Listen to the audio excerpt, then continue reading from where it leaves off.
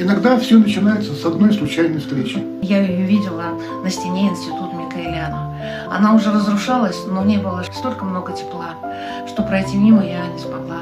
Тогда я называла ее просто «Моя Богородица».